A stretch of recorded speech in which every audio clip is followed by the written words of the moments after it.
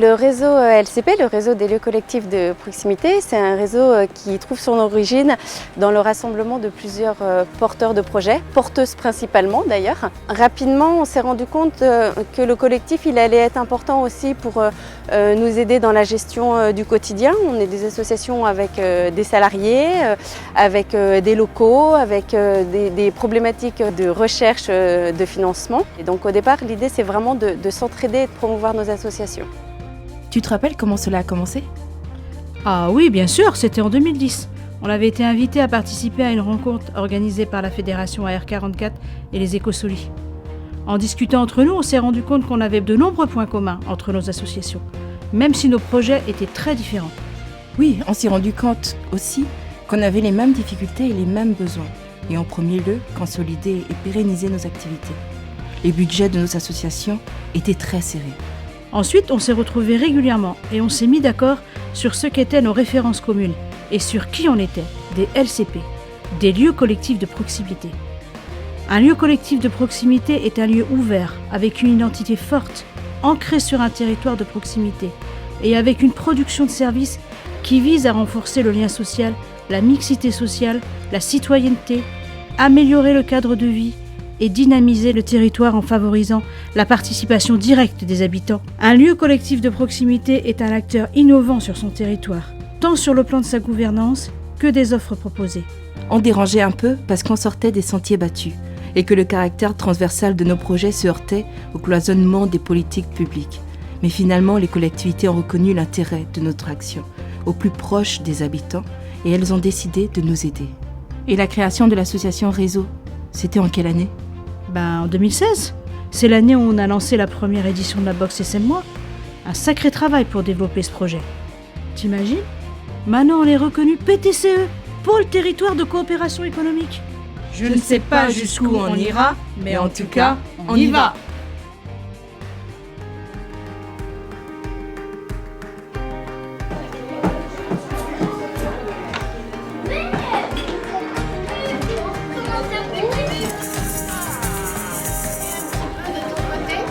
Le Café des enfants à l'Abordage, c'est un café associatif. Le lieu est destiné en fait aux enfants, aux parents, pour soutenir justement cette fonction de parents et permettre aux enfants de faire des activités. Et c'est aussi ouvert aux adultes en général, aux personnes un peu plus âgées. On a des ateliers tricot, sophro, voilà. C'est vraiment un espace de vie qui est ouvert sur son quartier.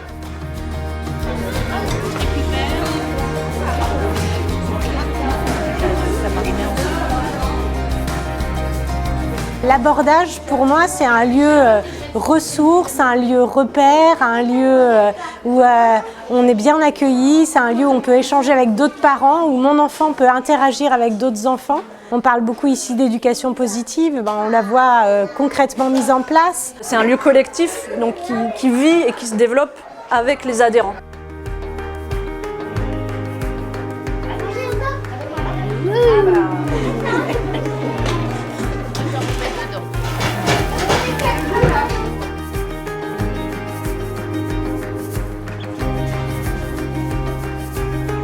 L'association Style Alpaga est une association qui traite de la question de l'insertion à travers différentes actions et projets. On propose 3 actions, une qui est plutôt spécifique aux adolescentes et jeunes filles de 13-30 ans, où c'est des ateliers de création textile qui ont un support en fait pour traiter de la question de l'insertion sociale et professionnelle. On a également une action qui traite plutôt de l'action parentalité, qui a lieu le jeudi matin, et récemment on a ouvert une cafette qui est plutôt ouverte à tous les habitants du quartier. On a arrêté un peu. Alors, ça fait toujours mal. Regarde, là c'est bon, mais c'est au début, c'est bizarre. Continue. La couture reste un support pédagogique pour travailler sur l'estime, l'image de soi, le rapport au corps, à l'intimité. Est-ce que vous voyez ?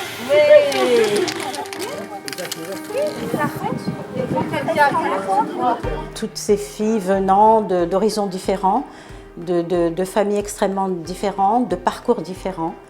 Et une fois dans l'association, c'est vrai que voilà, il y a un tel partage que ces choses-là ne se voient plus. C'est un peu le commencement des grands projets. Elles m'ont appris toutes les petites techniques pour fabriquer mes vêtements. On ne fait pas que de la couture, on rencontre d'autres populations, c'est très enrichissant.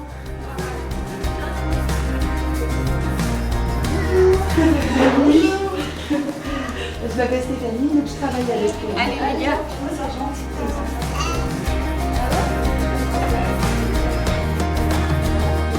Le Phare de Lilo, c'est un lieu d'accueil enfants-parents qui a été créé fin 2017 et qui accueille des parents et leurs enfants de moins de 6 ans.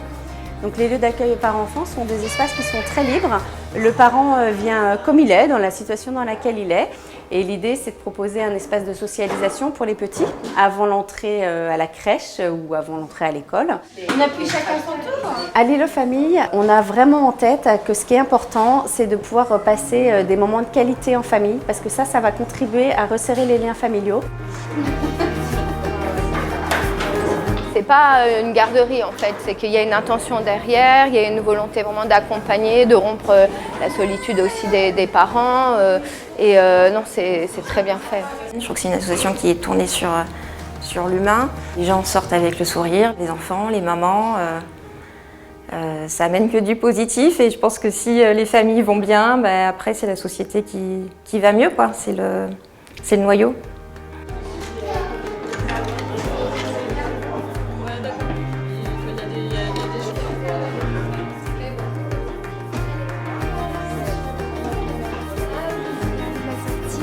On n'avait pas réservé.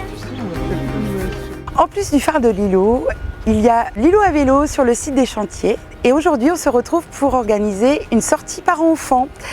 C'est une action parentalité complémentaire à la location des vélos. La location de vélos consiste à louer à destination des familles des vélos cargo principalement pour emmener les enfants sur des balades de l'heure à la journée, voire des randonnées.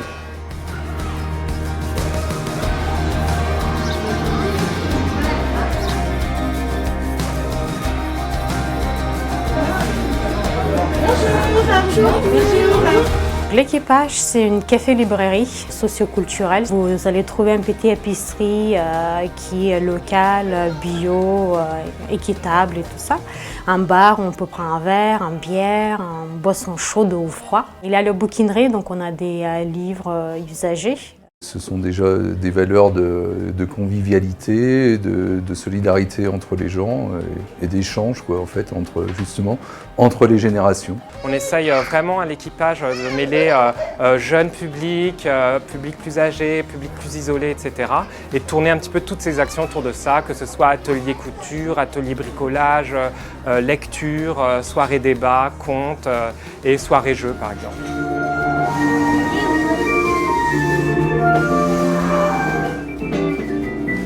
On a toujours la banane. Ce lieu, c'est un lieu plein de richesses humaines par rapport à la solidarité, à l'accompagnement des nouveaux arrivants, par rapport à des personnes qui n'ont pas d'accès à une vie sociale sur la commune. D'ailleurs, les nouveaux arrivants, souvent, c'est là qu'ils viennent en tout début. Moi, j'en ai accueilli plusieurs le samedi après-midi. Je dirais vraiment un lieu ressource qui te permet de t'ouvrir un petit peu sur les actions du territoire.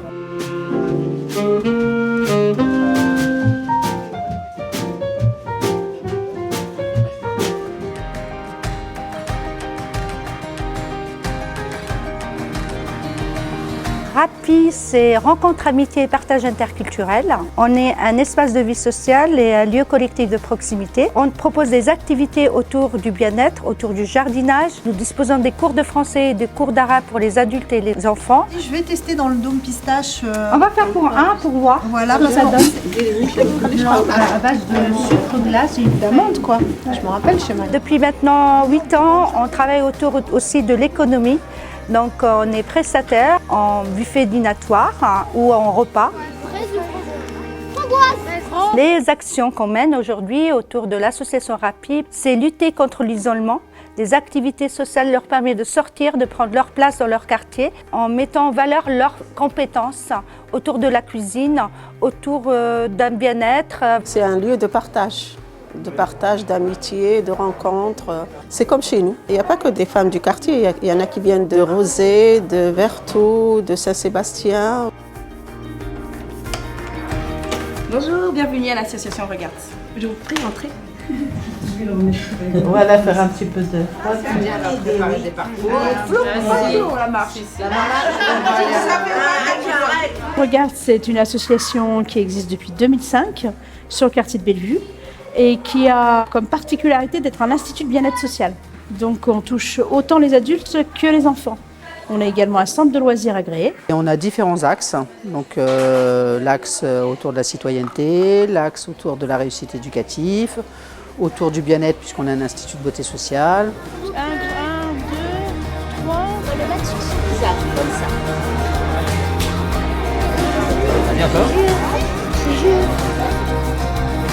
On estime que le bien-être doit être pour tous. Il n'y a pas de conditions sociales pour accéder au bien-être. La force de Regarde, c'est vraiment d'être à l'écoute des gens et de créer pour eux, avec eux.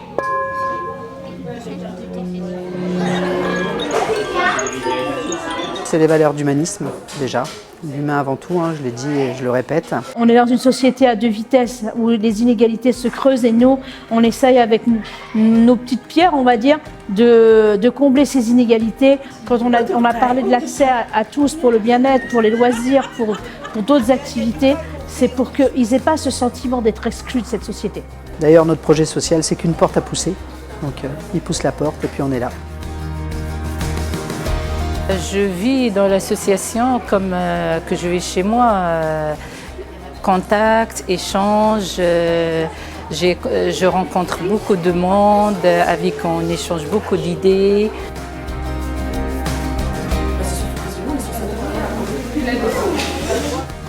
La Malle Créative est une association qui existe sur le quartier depuis pratiquement une vingtaine d'années, avec des activités en direction des habitants, principalement des femmes et des jeunes, et surtout avec une activité traiteur qui permet de financer les projets que l'on mène avec ce public-là.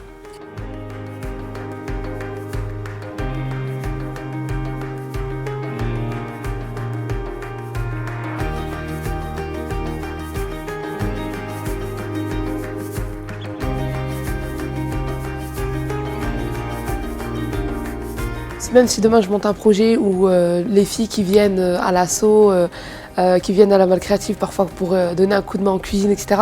Je sais que si demain elles ont un projet, qu'elles ont besoin, je sais pas, du matériel, c'est déjà arrivé, matériel de la Malle Créative, pour faire une soirée, etc. On sait qu'on peut compter sur la Malle Créative pour tout ça. La Malle Créative, ça va être par exemple mutualiser nos locaux autour de la cuisine.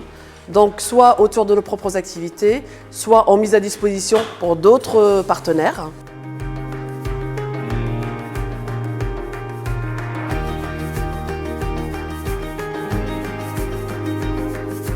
En dehors de la cuisine, c'est aussi un lieu de rencontre, de partage. On vient ici, on se rencontre entre nous, on monte le projet, on en parle, on discute. Les valeurs de la Malle Créative, je dirais le lien social, le partage, le faire ensemble. Ce qui est bien ici, c'est que c'est vrai, ils sont ouverts à tout le monde. Donc peu importe d'où tu viens, tu es le bienvenu, quoi.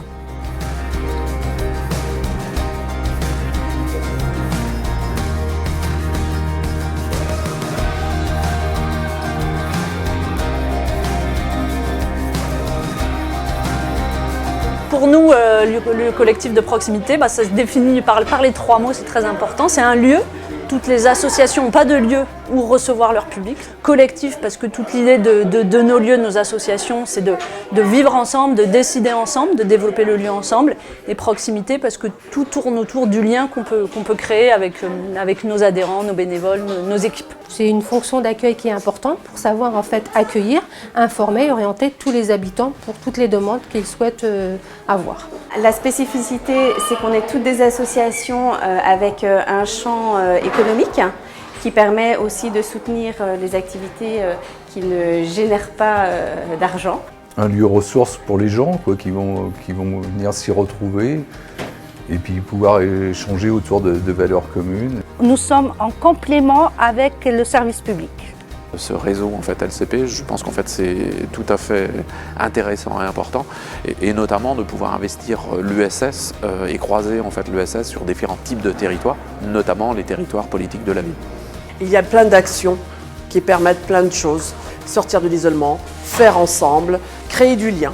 Au début, quand on s'est mis en collectif, c'était pour se soutenir les unes les autres Donc c'est le soutien mutuel, c'est comment on peut être une force à plusieurs. Puis de permettre à d'autres acteurs d'être reconnus, notamment dans le milieu d'économie sociale et solidaire, et autour de notre projet de box. Mais voilà, il y a bien plus que ça de partage pour que chacun puisse grandir et même fonctionner, parce que tout simplement ça a permis à des associations de vivre, de continuer à vivre. La force du réseau, c'est être écouté, c'est être visible auprès des services publics, auprès des institutions. Ce qui est commun, c'est qu'on a toute envie de faire, on a toute cette envie de valoriser le travail fait au sein de nos structures et au sein de nos quartiers. Ça nous permet de se retrouver. On ne se sent pas tout seul parce qu'on n'a pas que des choses chouettes, il y a aussi des problématiques et du coup pour s'en sortir, c'est bien d'avoir un appui, de savoir qu'on n'est pas tout seul. Le projet de la boxe solidaire, ça c'est un projet qui est hyper fédérateur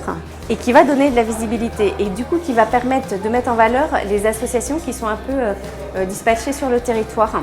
Le réseau LCP a créé cette box en 2016, on est à la 3e édition. Dans cette box, on a des associations pour l'essentiel, plus de 70%, et des auto-entrepreneurs. On y trouve essentiellement des services. On est sur le bien-être, les loisirs, les plaisirs gourmands, qu'on peut la trouver dans chaque structure. Cette box est également en vente sur notre site essmoi.com. Au niveau des perspectives, évidemment, on continue. On est 7 associations dans cette association LCP, donc on mutualise nos forces. L'idée, c'est vraiment de se faire connaître, de savoir c'est quoi ce réseau lieu collectif de proximité, et aussi donner envie peut-être à d'autres de rentrer dans ce réseau.